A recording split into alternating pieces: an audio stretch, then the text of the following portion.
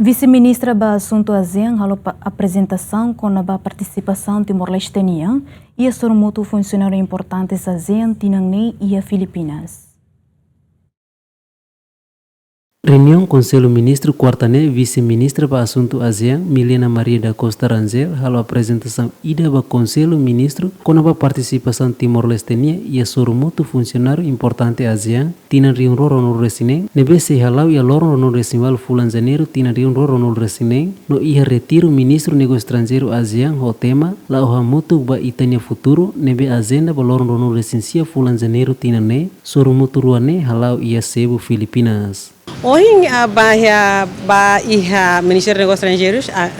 encontra a agência do EMM, né, e depois antes do EMM né ba som leaders meeting né kuliah ba atubarona prioridades Filipinas né durante a presidência. Né hoje apresenta Liliu ba assunto prioridades Filipinas né follow up prioridades baru de Malásia né que se deu conclui Filipinas continua e apresenta para itu tudo a par não mostra konaba ASEAN né documento fon sernya visão fon ser bolo ASEAN Community Vision 2045 continua halo na fating advocacia barane para todo ia entendimento hanesa onde assegura que tem integração regional bela lá de lutar também é membro do governo sira batuir qualquer encontro ASEAN e ministerial level sempre mais halo de apresentação e conselho ministro depois filho fale mais louro filho fale mais apresenta filho fale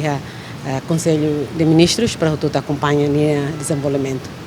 Além nene, Conselho Ministro Mos aprova projeto proposta resolução Parlamento Nacional para ratificação memorando entendimento entre governo Austrália e República Democrática Timor-Leste com a cooperação técnica para desenvolvimento. Memorando entendimento idane, o objetivo principal atu enquadra cooperação técnica entre governo ruane, saia nessa base para execução usi iniciativa concreta sira assistência técnica nia e a área sira nebe considera nessa prioridade usi governo Timor-Leste no ia nebe mak Austrália e experiência relevante, onde contribui para reforço capacidades institucionais, desenvolvimento de recursos humanos, nomos promoção, autossuficiência, no sustentabilidade e desenvolvimento nacional. Adérito Ximenes, bem-vinda Ximenes, GMN.